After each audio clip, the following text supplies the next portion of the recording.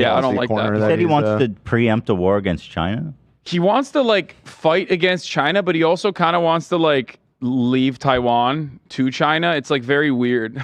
He has like a very weird foreign policy perspective on it. Right. The obviously like Sino-phobic anti-Chinese perspective is like shared commonly by the entire intelligence community, our State Department. Obviously, it's like American policy, but the whole like leave Taiwan or first leave Taiwan alone and then give them all guns. Like make Taiwan like America, where every person in Taiwan has a weapon.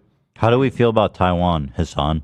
China or not Taiwan? China? Or is it China or not China? That's the American policy. Whatever the American policy is, whatever the American perspective What's your is. opinion? You really won't say? No, I'm saying it's like one country, two systems. You know? No, it's not. It's two different countries. Really? Taiwan and China. Is that according to American foreign policy? No, what's your opinion? What's your opinion? Taiwan independent? My opinion on Taiwan is that Taiwan is the Chinese concept of Taiwan should remain in the hands of the people in Taiwan who so therefore believe it's independent. Who for the record, for the most part, just believe to not disrupt the ongoing relations with. Why are you being China. so carefully footed around Because I know that there's going to be a subreddit. Issue. There's going to be a subreddit post with like a million fucking comments being like, Hasan wants everyone in Taiwan to be killed because he loves China. He's a Xi Jinping. That's stooge. what I heard. That's what I just. It's already over. You asked me that question, like in jest, and it's gonna. No, I was genuinely curious what you think about it. I think that Piker am using a gun. I think that overall it's contemporary history is complex. At the end of the day, if the Taiwanese citizens would ever put this up for a vote and we're like, we want to fucking be an independent nation, it's up to them. You know what I mean? They You already can't. done that? No, There is no. No, what Hasan said is true from everything I've read. The most people in Taiwan nowadays support just keeping the status quo, like the kind of. But they're strategic ambiguity of the what's overwhelming going on majority, the overwhelming majority's consensus opinion is that they don't want to disrupt relations with China, and they also like obviously if it was a situation between like full-blown independence versus like becoming a Chinese state, like becoming a part of the Chinese state. Do the people of Taiwan like pay taxes in China? Like, do they vote? I don't know. I don't know if they the even have exact elections. details of that. Do they have like travel status in China? But the thing is, like, as far as Chinese Taiwanese relations goes, like the original inception of the country is Taiwan is a fascist dictatorship that America recognized as the real China until Richard Nixon normalized relations with China, and that's where they implemented the they call it strategic ambiguity, which I call lying. Hold on, this says that the current administration of Taiwan maintains that Taiwan is already an independent country. Yes. This does not have to push for any sort of formal independence. There are, well, that's because they don't want to do like a full blown. Exactly. They don't want to disrupt the status quo. That's why they're saying that. They don't want to be invaded by China. They want autonomy while simultaneously being under the Chinese banner, according Seems like to they want independence, but they just don't want to be like attacked by China militarily. Well, that's part of it for sure. So you understand how Taiwan was developed as a nation state, right? Like, so Mao purged and defeated the counter-revolutionary forces. Taiwan has been a larger part of like China historically, and the original Taiwanese claim was that the entire mainland China belonged to what is now known as Taiwan. And that was the American foreign policy position as well, because, you know, China was communist and Taiwan was a fascist military dictatorship. So they were like, oh yeah, we're just gonna completely ignore China until Nixon normalized relations with China. And then Taiwan became a democratic country, of course, with still a lot of reactionary opinions overall, but like that's gone away in recent years. I think the younger generations have a different perspective on the matter. But overall, like historically speaking, Taiwan and China being the same country, it has been around for much longer than, like, as Elon Musk said, Hawaii being an American state. Much, much longer. Taiwan is already independent. That's what I'm saying. People don't want a formal declaration just because they don't want a fucking war.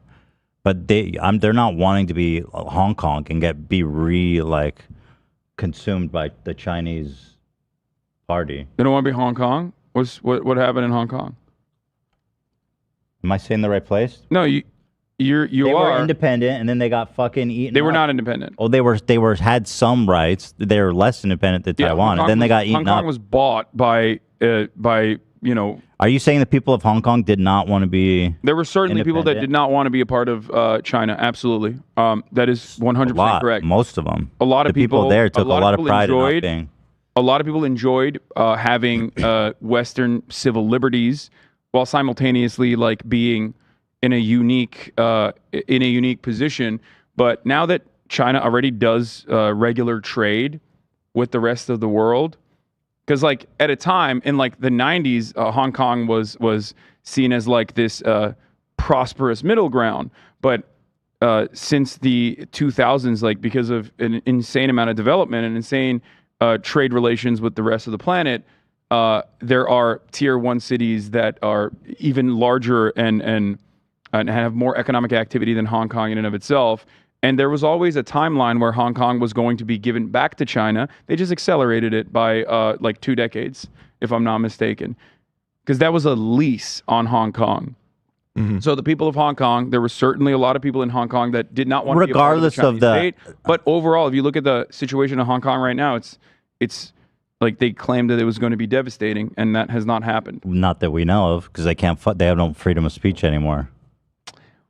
Okay. They can't talk. They lost the right. That part is true. You're right. What are we going to learn from them? I will not. They have secret prisons, bro. I do not agree with China's social or civil liberties policies. I do not agree with that at all. That's why I don't live in China. I live in America. However, having said that, you can just go to Hong Kong and you can just go to every part of China pretty much and see for yourself. This is no longer like the North Korea style hermit kingdom where like no information comes out. Like we have regardless, we have a shit ton of Chinese people that live in America. And regardless, bro, it's not that China. They had rights. They don't have rights now. They lost a lot of rights. But whatever. I mean, you're. This is interesting that you're very soft. You're very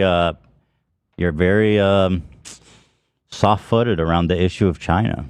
You love China. I think China. If you love China so much, why don't you marry it? Once again, I don't live there. I choose to live here because of the issues that you just brought up, which is civil liberties being taken away, no freedom of speech, walled garden internet. Like there are certainly parallels to the American state or the Western world that there are certainly comparisons that you could make, but overall, that kind of mechanism of control is one that I do not appreciate personally, which is why I choose to live here. But as far as like cruelty, oppression, like what you're talking about with respect to Hong Kong, the promises that Western media overall made about like how China was going to crush Hong Kong under its like ruthless, oppressive thumb has not happened.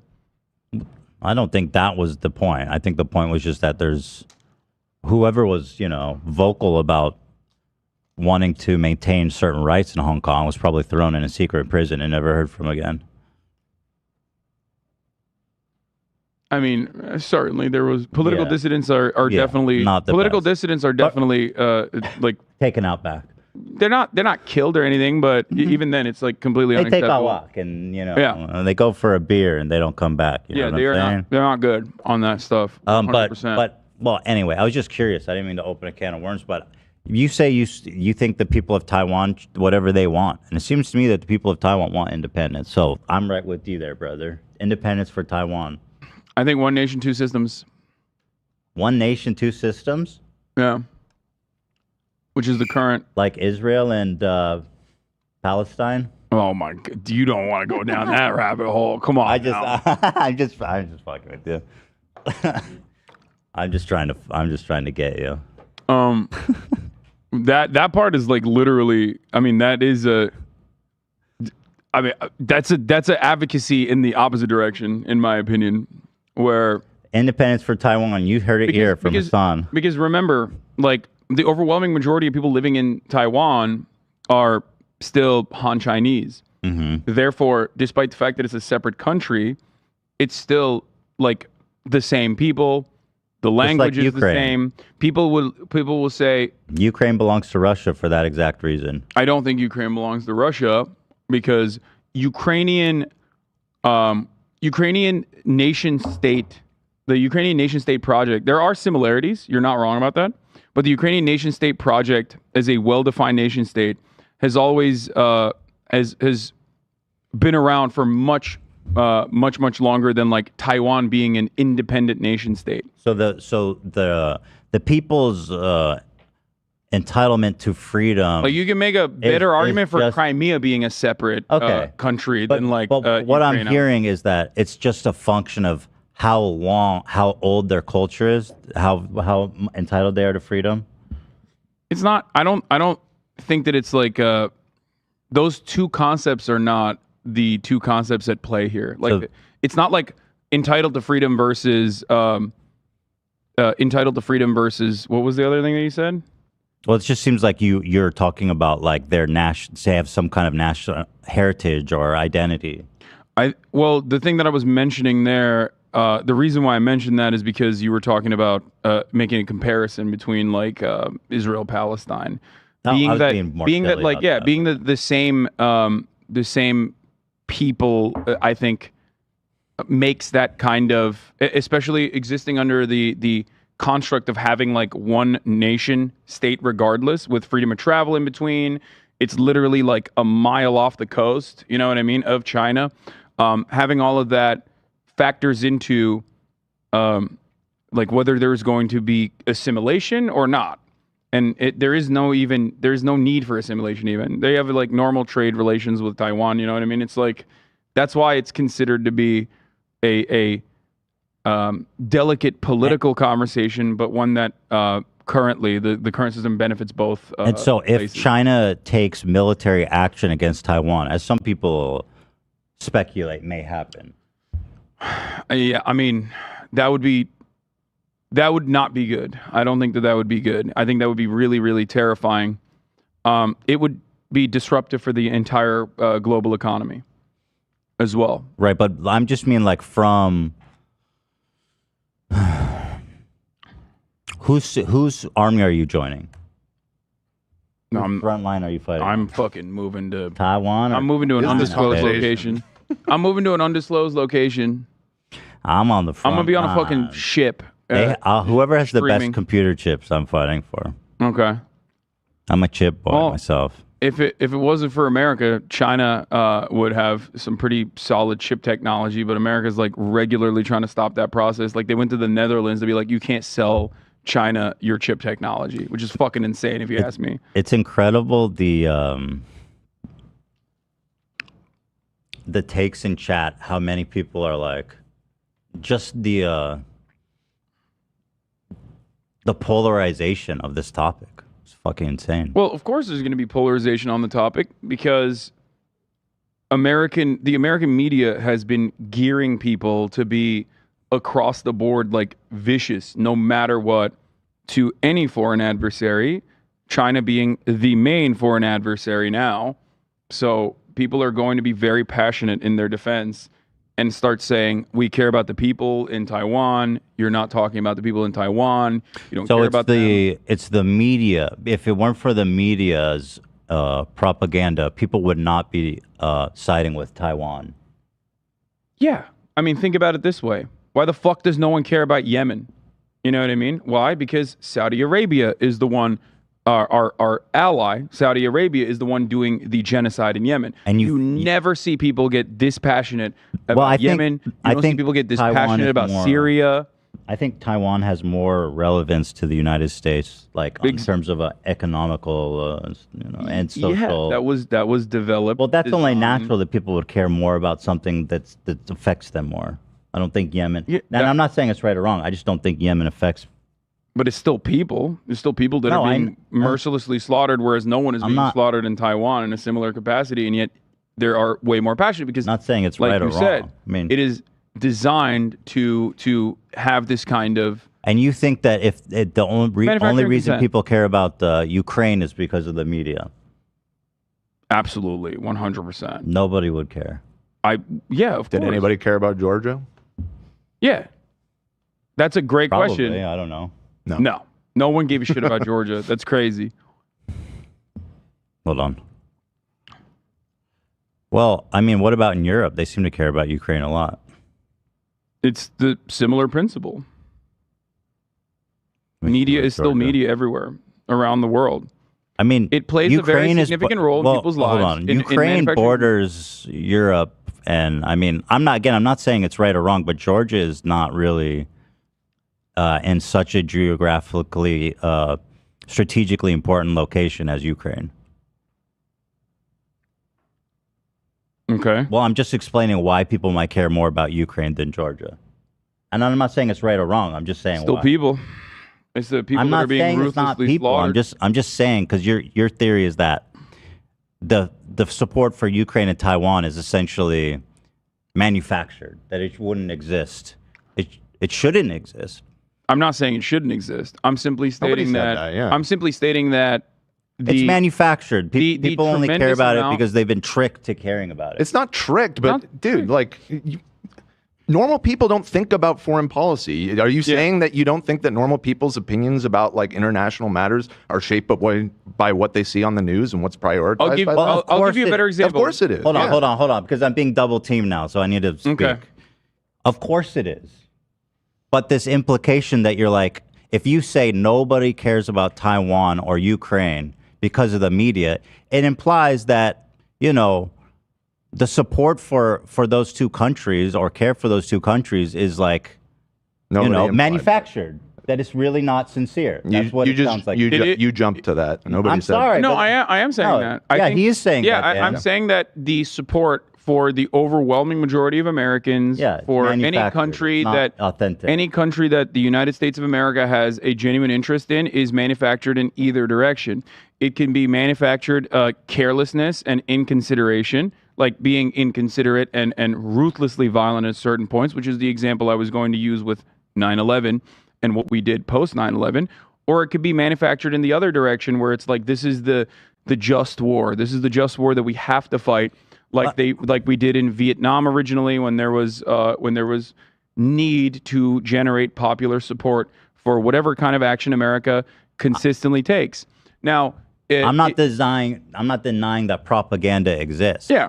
But I am saying that, like, the comparison of Ukraine to Georgia is not apples to oranges. That's all I'm saying.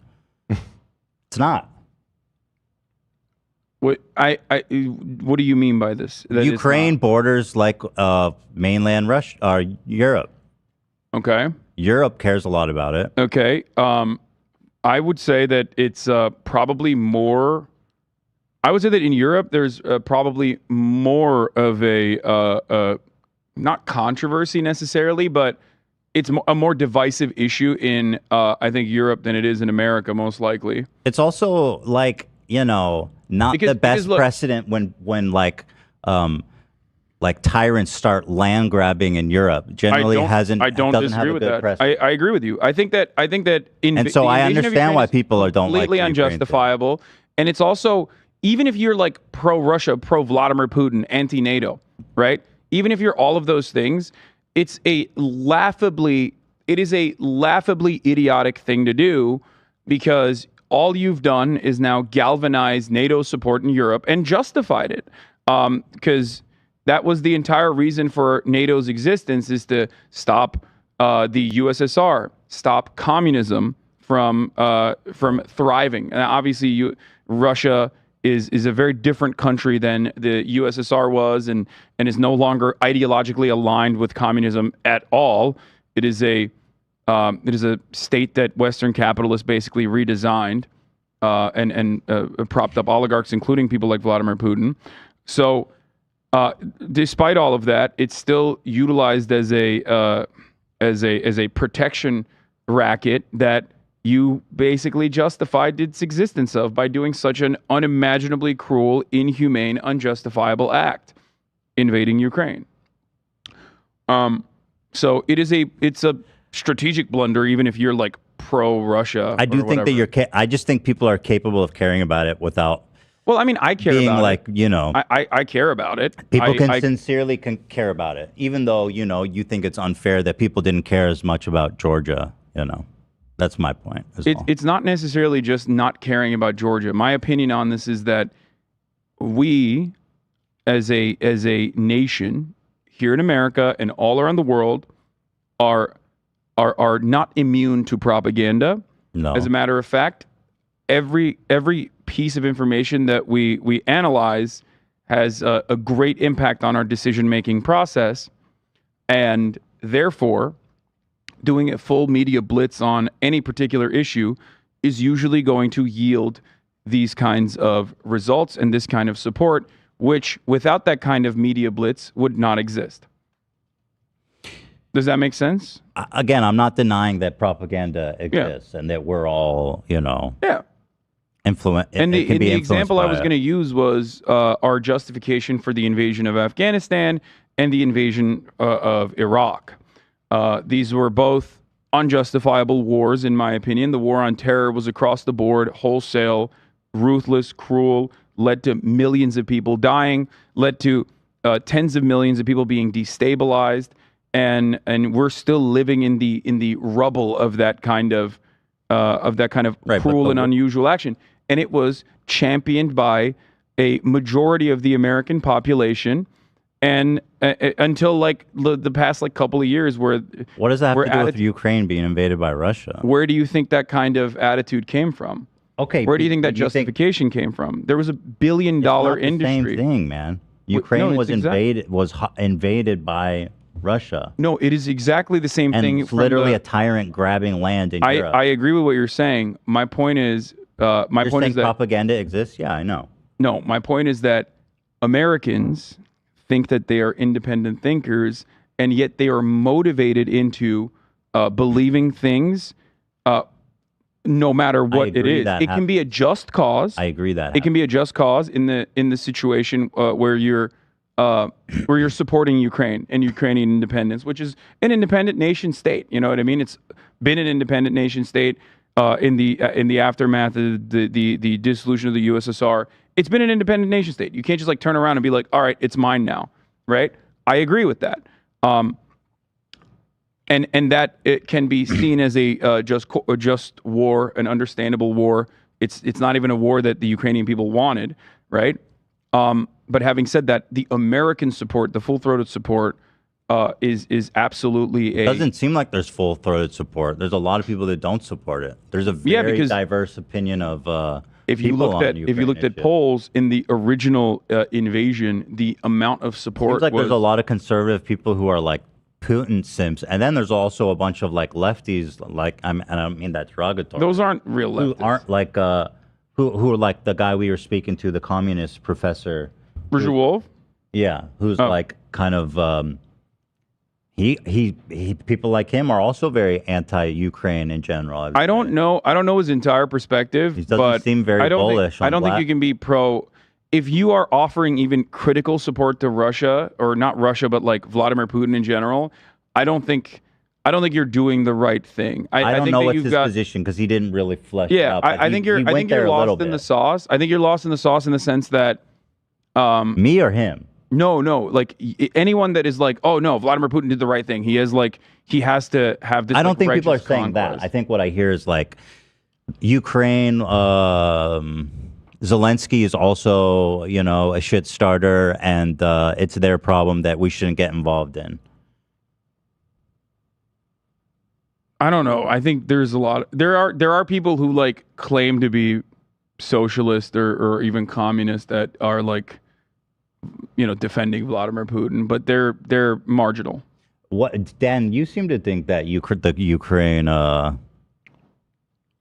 Ukraine war isn't something America should get involved in. When did I ever say that? What are you talking just about? based on what you were saying about Georgia. No, we were having a discussion about how media shapes narratives in the United States. And I was saying that, again, I'm not talking about in Europe, I'm not talking about in the rest of the world. In the United States, the Russian invasion of Georgia was a non-story. Nobody gave a shit here. But it's different. It is different. There's difference. It was a sovereign nation that Russia invaded. What are you because talking it doesn't. about? It's not. It doesn't have the same proximity or the same importance within as Ukraine, I think. Right, but we're talking past each other like that. I'm not. Yeah, Ukraine is more important to the United States strategically. That's why it gets attention. We're saying the same thing. Yeah. Right. But okay. We're I know agreeing. people are influenced by the media. Right, but you were saying you think that people, are allowed to care about things genuinely. Nobody's saying that they're not allowed that you're not allowed to. I mean, not allowed to. But Hasan was saying. What was I saying? That it's a manufactured support. It absolutely is. Yeah, and that is something that the U.S. media does. They manufacture support for U.S. foreign policy. You were saying I jumped to conclusion. I'm not saying that all U.S. foreign policy is bad, but I think it is unquestionably true that the U.S. media crafts people's. Of course. Yeah, it crafts the narrative. So what is the disagreement then? Like, what if maybe I'm not using there's the implication that support for Ukraine or Taiwan is not authentic. Right, that you're purely falling for U.S. propaganda. That's not necessarily true. I do agree with that, yeah. And then you, Dan, said... I don't think that was necessarily true. And the examples I use are always like, America has, 800 military bases all around the planet. We have our hands in everyone's pockets, right? And there's active conflict happening everywhere around the planet all the time, and the United States is involved in it. If you are not thinking about it, if you're not thinking about something happening specifically, that is because, for the most part, the media has not covered it. For the most part, the media is... All right, I'm over it. Let's move on. And I think that is I don't want to talk about it anymore. That is deliberate. That is by design. It's like just not even fun to watch, probably, at this point, or talk about. Okay. You want to talk about Lauren Boebert being a psycho? We can do that. Sure. Here she is.